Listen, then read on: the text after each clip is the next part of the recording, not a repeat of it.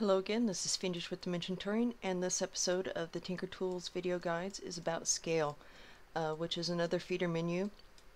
You'll usually use it in conjunction with other things. I tend to use it a lot with load and save sets as well as copy and paste. Things in Rift have a different scale, and what that scale is depends on what the actual size is, the default size. Most decorative items scale up to 2, and they're not standardized across the board. Cubes will go to 5, planks will go to 6, poles and other building blocks will go to 12. Now, does that mean that this plank at a scale of 6 is 6 game units in length? No. This plank is actually 13.5 game units in length, and I'll know that from the offset calculator, which we'll get into later.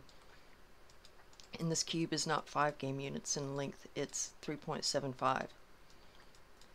And as for things like these gravestones, they're almost impossible to get a good offset from because they're not a uniform size all the way around. Poles, however, are the only building block that correspond directly to game units, so a pole at default size like this one is 1 game unit in length. This little bitty pole right here is 0.25 game units in length. And of course, this is a reminder that game units correspond to meters for a actual measurement template to go off of. So this pole at 12 maximum scale is 12 game units in length. So when we talk about the difference between absolute and relative scale, absolute means this is the scale I want it as. I want this. I can click the little wheel here and it'll tell me what scale it is. Like this is at 6, but say I want this plank to be at 5. If I hit scale, when absolute is selected, then it scales it to 5.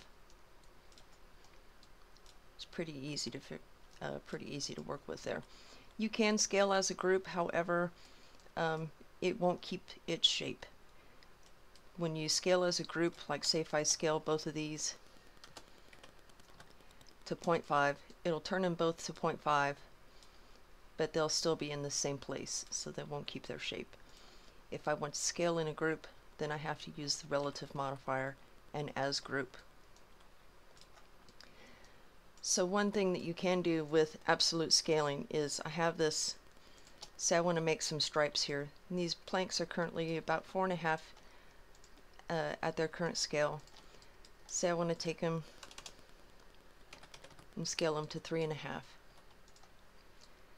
So there we go. Now I've got some stripes here that, you know, I didn't measure out these distances when I put these planks up here, so they're all going to be different widths from each other. But say I want to make my own paneling or some kind of structural detail or whatever, now they're all at the same size and they're occupying the same space. Now say I want to scale them to 6, so each plank is scaled to 6. I'm just a little bit past the boundaries of my wall, which is fine for this.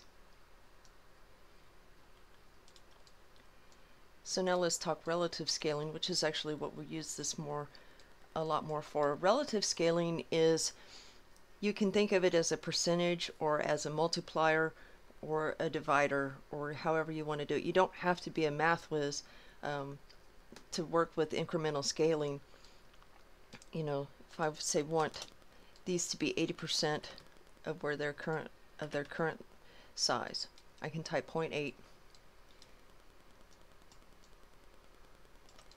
And there we go. Now what it did, it pulled all these blocks in because it changed the selection point around it. And then I can keep shrinking it until I reach the size that I want, and it'll keep these planks equidistant.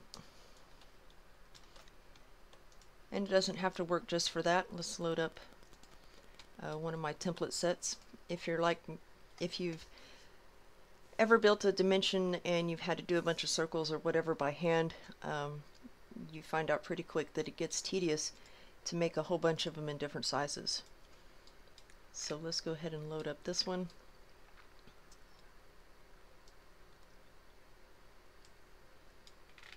Now I pretty much only have 1 or 2 templates for each size. I used to have them for everything, but you really don't need that anymore. So I've got this loaded. Now I don't want it to be at 0.25. I want it to be at, say, the default size of 1. Now I can't just go 1, because if I put 1 and I have relative and as group selected and I scale it to 1, that's 100%. It's going to keep it the size that it's already at.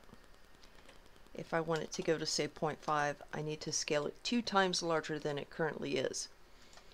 So I put a 2 in, scale, and it changed.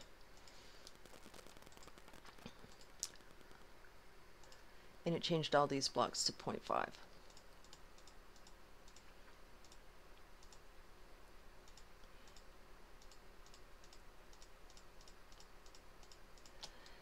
So this is where scale, excuse me, excuse me, will really start making its money. Now if I want it 2 times larger again, I'll have, well, obviously some things didn't get selected,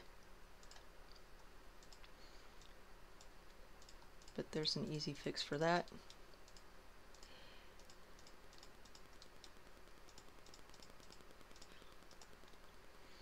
And just reselect everything.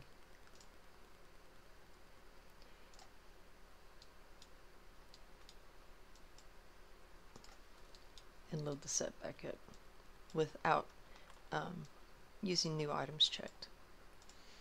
So back to where we were going with scale. If I want these blocks to be sized at 1 from 0.25, then I need to scale 4 times larger than they already are. So now it's at 4. Now if I uncheck the as group, it will still scale each piece and keep that same pivot point. It won't adjust. So then I wind up with this, which I guess could be okay if that's what you were intending, but that's not usually what we're after. So it's always as group and scale and relative.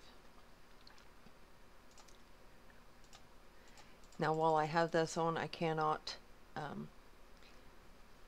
use my little reset button here,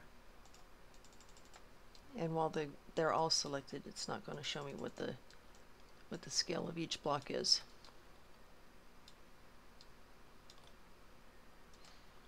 And then reset, well, there's nothing to reset.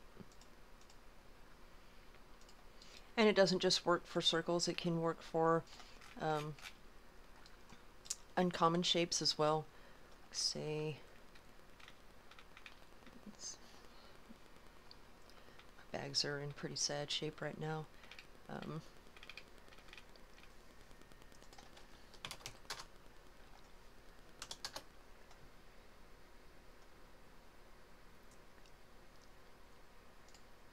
Let's try this one.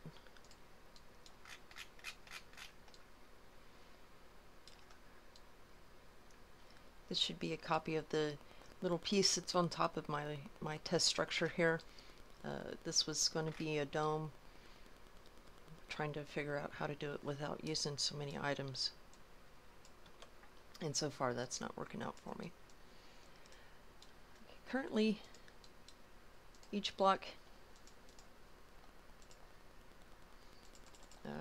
wants to be sticky. That's another benefit of the tribal table or tribal magic, is that when you get those sticky selections like that, you can just drop that and it'll usually clear it right up. So these blocks are all at size 2 on their absolute scale.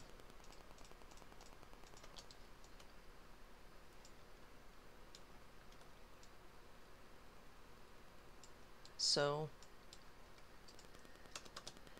say I want to go bigger, I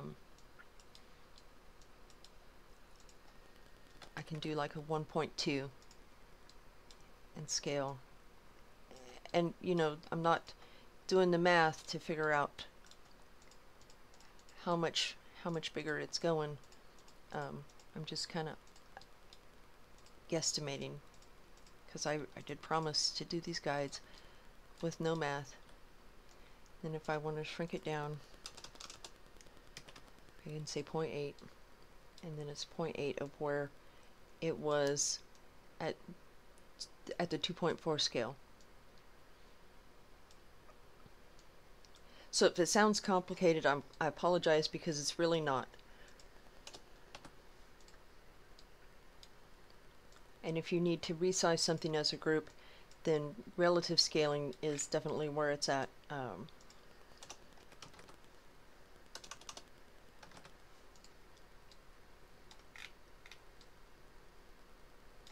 we go. And now if I want to use this as a piece of structural embellishment that matches the curvature of that big rib up there, now I've got it, and it's going to be easy for me to just place, and I can either resave it as a set or do whatever I want to from there.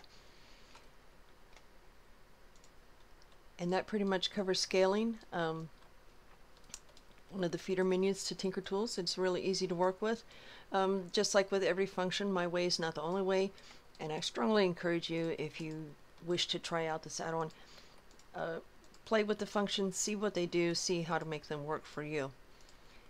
Until next time, happy building.